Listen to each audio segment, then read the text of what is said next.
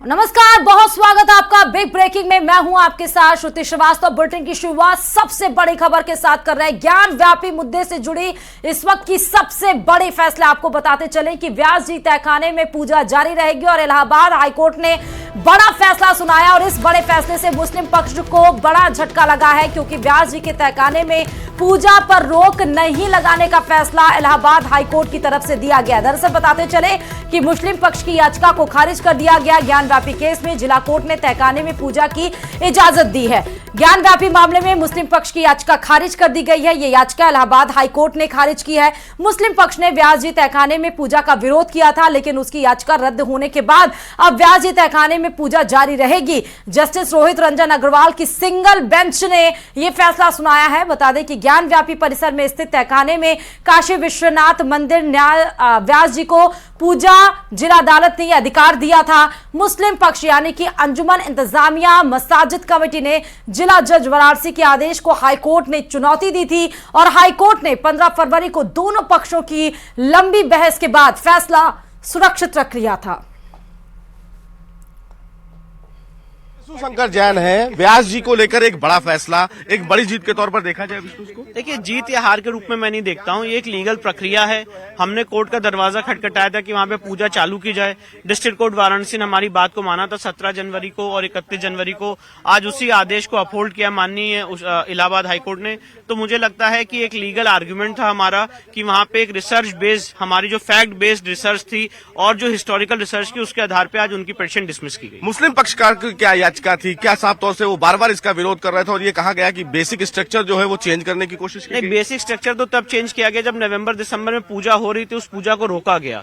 तो मेरा ये कहना है कि जो एक लीगल इस केस की हिस्ट्री है, जो इस केस की एक चेकर्ड हिस्ट्री है कि यहाँ पे पूजा पाठ चल रही थी, उस पूजा पाठ को रोका गया और हमने बहुत सारी एविडेंसेज और हिस्टोरिकल रिकॉर्ड्स इलाहाबाद हाईकोर्ट के पटल पर, लोअर कोर्ट पे रखे हैं, जिससे साबित होता है कि वो व्यास परिवार का तहखाना है। इसलिए मुझे लगता नहीं है कि उनको कोई एम्बार्गो है।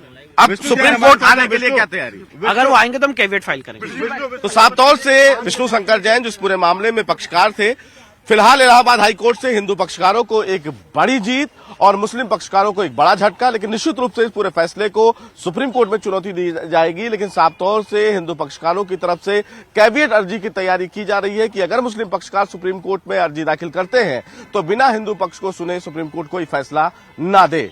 कैमरामैन सोनू के साथ सुशील पांडे, न्यूज़ 18 दिल्ली। और अगली खबर जोधपुर से है, जहां इनकम टैक्स की टीम ने जोधपुर की प्राइवेट इंफ्रास्ट्रक्चर से जुड़ी कंपनी पर रेड की है। बड़ी खबर आपको बता रहे हैं, जहां पर आपको आयकर विभाग लगातार एक्शन मोड में नजर आ रहा है और इस क्रम में टीम ने कंपनी के अन्य ठिकानों पर भी दबिश दी है, जहां पर कागजात और अन्य दस्तावेजों की जांच की जा रही है। रेड के बाद ठिकानों के बाहर पुलिस भी भारी तादाद में मौजूद है और इनकम टैक्स की टीम में प्राइवेट गाड़ियों में सवार होकर यह टीम पहुंची थी और एक साथ सभी जगहों पर रेड की गई है ताकि संभलने का मौका उन तमाम भ्रष्टाचारियों को ना लगे। इसलिए ये बड़ी रेड की जो पूरी प्लानिंग है वो पहले की गई। कार्रवाई पिछले 4 घंटे से जारी है। तो जयपुर आईटी की स्पेशल टीम की छापेमारी लगातार जारी है। बजरी व्यापारी मुफ्त लाल के ठिकानों पर है। वरा इंफ्रा लिमिटेड फर्म के संचालक है। भारतमाला प्रोजेक्ट में पुल सड़क बनाने का काम किया था और उसी बजरी व्यापारियों के ठिकानों पर आईटी विभाग की छापेमारी पिछले 4 घंटे से जारी है। और अगली खबर भी बड़ी खबर है, जो कि धौलपुर से है, जहां पर जमीन को लेकर 2 भाइयों में विवाद हो गया। रविवार देर रात दोनों तरफ से लठबाजी हुई और जमकर पत्थर भी चलाए गए। रात को फायरिंग भी की गई। पूरी रात घटनाक्रम चलता ही रहा और पुलिस बीच बचाव में जुटी रही। पुलिस पहुंची तो एक पक्ष के लोगों को खुद को मकान में बंद कर लिया और मामला धौलपुर के निहालगंज थाना क्षेत्र के संतर रोड का है।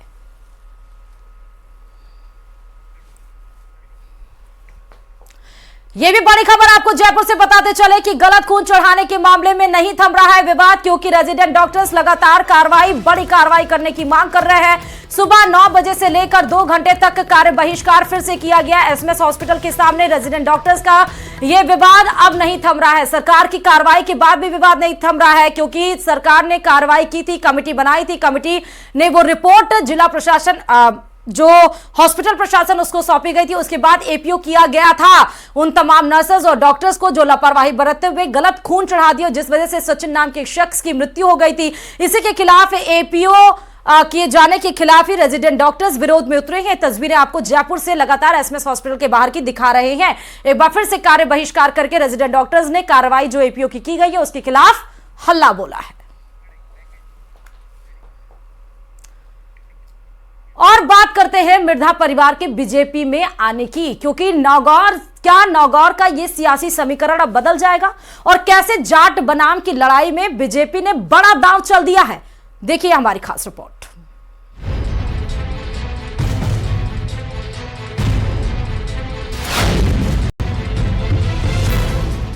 दो 2024 के रण में बीजेपी के लिए जाटलैंड को जितना इस बार एक बड़ी चुनौती होगी, इस खतरे को शायद पार्टी ने भांप लिया है। इसके लिए बड़ी तैयारी की जा रही है, क्योंकि साल 2019 के लोकसभा चुनाव में एनडीए से गठबंधन कर आरएलपी के हनुमान बेनीवाल यहां से चुनाव जीते थे। उनके सामने कांग्रेस की ज्योति मिर्धा मैदान में थी, लेकिन अब ज्योति मिर्धा बीजेपी में है। ऐसे में इस सीट पर इस बार काफी रोचक मुकाबला देखने को मिल सकता है, क्योंकि हनुमान बेनीवाल भी बड़े जाट नेता हैं और उनके इन किले को भेदने के लिए मिर्धा परिवार तुरुप का इक्का स्थापित हो सकता है। हालांकि इस सीट पर मुकाबला जाट बनाम जाटी होने की संभावना है। ऐसे में बीजेपी के पास एक मजबूत जनाधार वाला परिवार साथ में होगा। विजयपाल मिर्धा पूर्व कृषि मंत्री लालचंद कटारिया के दामाद हैं और लालचंद कटारिया के भी बीजेपी में आने की अटकलें लगाई जा रही हैं। इससे पहले महेंद्रजीत सिंह मालवीय ने भी बीजेपी का दामन थाम लिया था। वांगड़ के बाद मारवाड़ में कांग्रेस को बड़ा झटका लगने वाला है। हालांकि नागौर में हनुमान बेनीवाल भी बड़े खिलाड़ी हैं और मिर्धा परिवार की पकड़ भी नागौर क्षेत्र में ही ज्यादा है। बीजेपी को यहां विधानसभा चुनाव में भी नुकसान हुआ था, लेकिन लोकसभा में बीजेपी हैट्रिक में कोई रुकावट नहीं आने देना चाहेगी और उसी दिशा में भगवा खेमा आगे बढ़ रहा है। ऐसे में आने वाले समय में जाटलैंड में नई सियासी जमीन तैयार की जा रही है, जिसका अनुभव आपको शायद लोकसभा चुनाव में दिखाई देगा, क्योंकि हनुमान बेनीवाल की सियासी जमीन को हिलाने के लिए बीजेपी को जिस इक्के की तलाश थी वो शायद अब पूरी हो गई है। Bureau report, news 18 Rajasthan. तो चलिए खबरों में आगे बढ़ते बताते चलें कि सुमेरपुर तखतगढ़ थाने से मात्र 500 की दूरी पर बैंक ऑफ बड़ौदा में चोरी का राज नहीं खुला है। 2 साल बीत जाने के बाद भी पुलिस पर कई सवालिया निशान लग रहे हैं।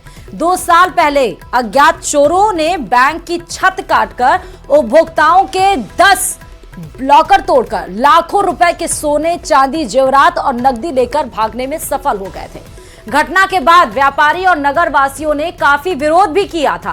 व्यापारियों ने बाजार भी बंद रखे थे इस चोरी के खिलाफ। उपभोक्ता लगातार बैंक ऑफ बड़ौदा और पुलिस के चक्कर काट रहे हैं।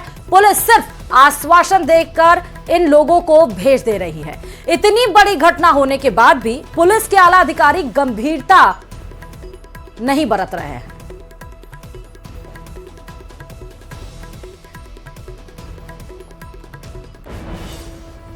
और अगली खबर चूरू से है, जहां राजकीय भरतिया जिला अस्पताल में बीती रात तोड़फोड़ का मामला आया है सामने।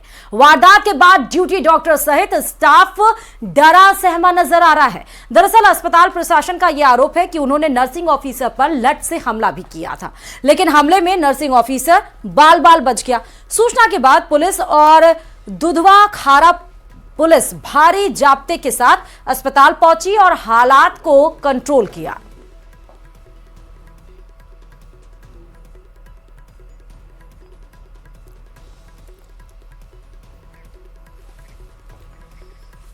और अगली खबर बढ़ते हुए बताते चलें कि अगली खबर कोटा से ही है, जहां इटावा के मेन मार्केट में 50 साल पुरानी पानी की जर्जर टंकी का एक हिस्सा गिरने की बाद जलदाय विभाग कोई कार्रवाई नहीं कर पा रहा, जिसके कारण स्थानीय लोगों में आक्रोश है। स्थानीय लोगों ने टंकी के पास ही नारेबाजी कर प्रदर्शन किया और आक्रोश भी जताया। ग्रामीणों ने 3 दिन में कार्रवाई नहीं कर पाने पर आंदोलन की चेतावनी दी है। यह भी बताते चलें कि बीते रविवार को एक जर्जर टंकी का एक हिस्सा नीचे गिर गया था। हालांकि इस मामले में कोई घायल नहीं हुआ, यानी कि कोई जनहानि नहीं हुई, लेकिन हो भी सकती थी और इसको लेकर ही रोष है स्थानीय लोगों में। और आप ये तस्वीर भी देख सकते हैं कैसे जर्जर टंकी थी, उसका एक हिस्सा गिरा। ये कोटा की खबर है।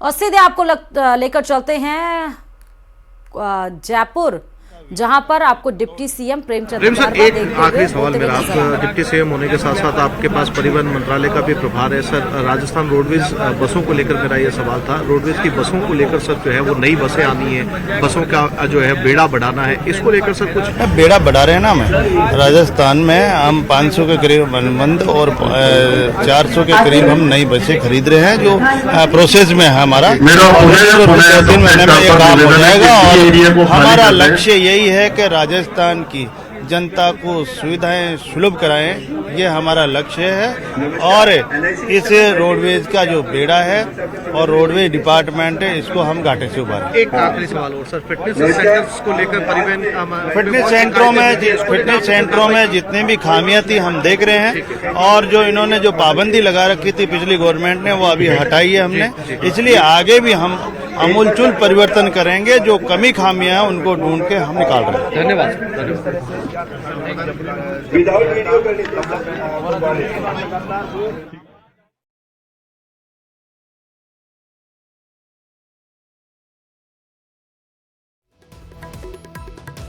इक्कीस स्टेशनों के पुनर्विकास का वो मौका मिलने जा रहा है। इसके पहले भी प्रधानमंत्री नरेंद्र मोदी ने रेलवे परियोजना को और आगे बढ़ाते हुए राजस्थान का विकास के मार्ग पर आगे बढ़ाया, और इस क्रम में राजस्थान के कई रेलवे स्टेशनों का कायाकल्प होने जा रहा है। दरअसल अमृत भारत योजना के तहत ये कायाकल्प होगा। ये तमाम वो जिले हैं जहां पर रेलवे कनेक्टिविटी और ज्यादा बेहतर की जाएगी। 112 ओवरब्रिज और अंडरब्रिज का उद्घाटन आज प्रधानमंत्री नरेंद्र मोदी के द्वारा किया जाएगा। 21 रेलवे स्टेशन, 112 रेलवे ओवरब्रिज का उद्घाटन करेंगे। दोनों डिप्टी सीएम यानी कि प्रेमचंद बैरवा को तो आप अभी सुन रहे थे, दिया कुमारी भी और मुख्यमंत्री भजन लाल शर्मा इस समय मौजूद रहेंगे। और 553 रेलवे स्टेशनों के पुनर्विकास की आधारशिला आज रखी जाएगी। 1500 ब्रिज और अंडरपास ब्रिज का शिलान्यास किया जाएगा। 1000 करोड़ के प्रोजेक्ट का शिलान्यास आज प्रधानमंत्री नरेंद्र मोदी के द्वारा किया जाएगा। पर्यावरण और दिव्यांग अनुकूल के पुनर्विकास की आज सीढ़ी और आगे बढ़ने की कोशिश की जाएगी। 41,000 करोड़ की रेल परियोजनाओं की सौगात आज पीएम मोदी के द्वारा की जाएगी और 2000 से ज्यादा परियोजनाओं का शिलान्यास उद्घाटन होगा। 553 रेलवे स्टेशनों के पुनर्विकास की आधारशिला आज रखी जाएगी। पीएम मोदी की ये लोकसभा चुनाव से पहले बड़ी सौगात है, क्योंकि उनका विजन है 2047 तक विकसित भारत करना, डेवलप्ड इंडिया का ये जो सपना है, का लक्ष्य है, उस क्रम में आगे बढ़ते हुए पीएम मोदी का ये विजन कि वो उन्होंने रेलवे इंफ्रास्ट्रक्चर को और ज्यादा बढ़ाने की बात सोची, और उसी क्रम में ही आज शिलान्यास होगा, उद्घाटन होगा। इस खबर पर हमारे संवाददाता आसिफ लगातार जुड़े हुए हैं। आसिफ, रेलवे इंफ्रास्ट्रक्चर एक ये पायदान है विकसित भारत की तरफ का। उन्हें आपसे सहयोग चाहते हैं। हमारे माननीय मुख्यमंत्री राजस्थान सरकार श्रीमान भजन लाल जी कुछ ही क्षणों में इस प्रांगण में पधारने वाले हैं। आसिफ, मेरी आवाज आप तक पहुंच रही है? तो जैसा आपको दीग, धौलपुर, गोविंदगढ़, खेलड़ी, बूंदी, झालावाड़ सिटी, 21 स्टेशनों का पुनर्विकास राजस्थान में किया जाएगा। यही वो जिले हैं जिनका पुनर्विकास होगा, जिन स्टेशनों का, जिन जिलों का।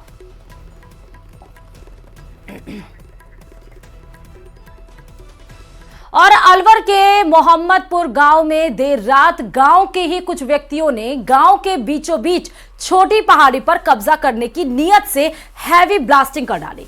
ब्लास्टिंग की आवाज सुनकर घरों में सोने की तैयारी कर रहे ग्रामीणों में भगदड़ मच गई।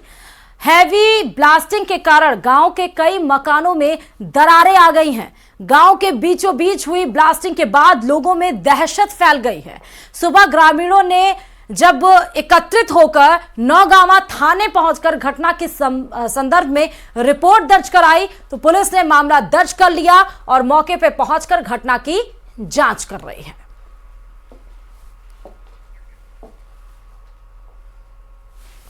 हम धनुराम सैनी मोहम्मदपुर का रहने वाला हूँ, ग्रामीण, जिसके ये के पड़ोसियों ने यहाँ पर अवैध खनन चलाने की वजह से गांव को 15-20 मकानों को हानि हुई है। इसमें कुछ पशुओं को पत्थर लगे हैं और इसमें क्या नाम है, इसकी सख्त कार्रवाई की जाए। अगली खबर अजमेर से है, जहां मौसम ने एक बार फिर करवट ली है। मौसम बदलते ही ठंडी हवाओं की वजह से सर्दी का असर फिर बढ़ गया है। ऐसे मौसमी बीमारी का खतरा भी बढ़ने लगा है। पश्चिमी विक्षोभ के चलते राजस्थान के 16 जिलों में बारिश और बूंदाबांदी के आसार बढ़ रहे हैं। यहां तापमान 4 डिग्री तक गिर गया और आसमान में छाए बादल और सर्द हवाओं के कारण एक बार फिर गर्म कपड़े बाहर निकलते नजर आ रहे हैं। मौसम विभाग के अनुसार 26 से 28 फरवरी तक मौसम में बदलाव देखा जाएगा। बहुत ठंडा से ठंडी हवाएं चल रही हैं। कुछ दिन पहले ऐसा लग रहा था कि गर्मी की आहट महसूस होने लगी, परंतु ये 2 दिन से ठंडी हवा चलने से लोगों के स्वास्थ्य में थोड़ी सी दिक्कतें आने लगी है। और कोटा के सांगोद के खजूरी ओदपुर सरकारी विद्यालय में लव जिहाद और धर्मांतरण के प्रकरण पर लगातार कार्रवाई जारी है। शिक्षा मंत्री इस पूरे मामले को लेकर खुद मॉनिटरिंग कर रहे हैं और इस पूरे मामले में अब तक 3 शिक्षकों को निलंबित किया जा चुका है। पहले शिक्षक फिरोज और फिर मिर्जा मुजाहिद को निलंबित किया गया। बाद में जांच में दोषी मिली शिक्षिका शबाना को भी शिक्षा मंत्री के आदेश के बाद निलंबित कर दिया गया। फिलहाल शिक्षा विभाग की टीम इस पूरे मामले में अभी भी जांच कर रही है, जो जल्द ही शिक्षा मंत्री को अपनी जांच रिपोर्ट सौंपेगी। खजूरी ओदपुर सरकारी विद्यालय में लव जिहाद और धर्मांतरण के मामले को लेकर शिक्षा विभाग बेहद सख्त नजर आ रहा है। शिक्षा मंत्री ने अब तक इस मामले में एक्शन लेते हुए 3 शिक्षकों को सस्पेंड कर दिया है। इन तीनों शिक्षकों के निलंबन के साथ शिक्षा विभाग अब इन तीनों शिक्षकों के खिलाफ सख्त कार्रवाई के मूड में है, क्योंकि शिक्षा विभाग की टीम इस सरकारी स्कूल में पहुंची है और तमाम जो तथ्य स्कूल से जुटाए गए हैं, बयान तमाम जो ग्रामीण हैं उनके दर्ज किए गए हैं, जो स्कूल से जुड़े हुए छात्र हैं उनके जो बयान हैं वो दर्ज किए गए हैं और इन सब के साथ में इस कार्रवाई को आगे बढ़ाया जा रहा है। इस पूरे मामले में शिक्षा मंत्री मदन दिलावर की तरफ से भी बड़ा बयान आया है कि ऐसे शिक्षकों को बख्शा नहीं जाएगा, उनके खिलाफ बर्खास्तगी से भी आगे बढ़कर कार्रवाई की जाएगी। यानी कि शिक्षा महकमे के अंदर जो फिलहाल सरकारी स्कूलों के अंदर चल रहा है वो किसी भी तरह से बर्दाश्त के लायक नहीं है और शिक्षा मंत्री ने स्पष्ट तौर पर शिक्षा महकमे के तमाम जो अधिकारी हैं इस पूरे मामले में एक बड़ी टीम बना करके स्पष्ट निर्देश दिए हैं कि ऐसे शिक्षकों को बख्शा ना जाए।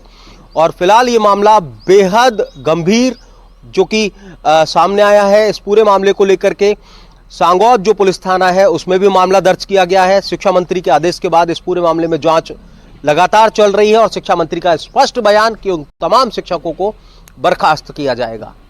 हिमांशु मित्तल, न्यूज़ 18 कोटा।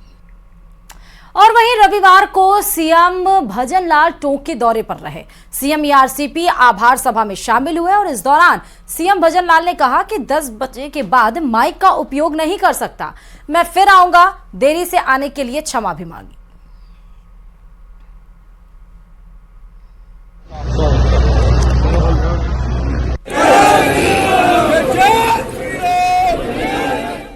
यही तो हमारी परंपराएं हैं, यही तो हमारी संस्कृति है। उन्होंने कानून का उल्लंघन नहीं किया। सुप्रीम कोर्ट ने एक रेस्ट्रिक्शन लगा रखे हैं 10 बजे के बाद माइक से आवाज़ लगा करके हम कोई सभा नहीं करें। आपने देखा होगा माननीय मोदी जी जब सुरोई आए थे अम्मा जी पर, तो उस समय उन्होंने भी ये कहा कि 10 से ज़्यादा बज गए, मैं आपको प्रणाम करता हूँ, पुणे आऊँगा। आदरणीय भजनलाल शर्मा जी ने भी यही कहा है कि मैं माइक से नहीं बोल सकता। आपका आभारी हूँ, आप इतनी बड़ी संख्या में रात के 10, साढ़े 10, 11 बजे तक बैठे हैं। मैं दोबारा आऊँगा, वो कह के गए तो दोबारा निश्चित रूप से आएंगे और मैं भी उनके साथ आऊँगा। मन में जो भाव है और मन में जो विचार है निश्चित रूप से उसका सम्मान करूँगा, क्योंकि हम सभी आप कानून से बंधे हुए हैं। 10 बजे के बाद माइक का उपयोग नहीं कर सकते हैं। मैं भी उस कानून से बंधा हुआ हूँ, इसलिए आप सभी से क्षमा चाहता हूँ। फिर आऊँगा, दोबारा आऊँगा आपके बीच में, सभी से आकर के। और इन तमाम खबरों के साथ इस बुलेटिन में फिलहाल इतना ही, और खबरों के लिए देखते रहिए न्यूज़ 18 राजस्थान।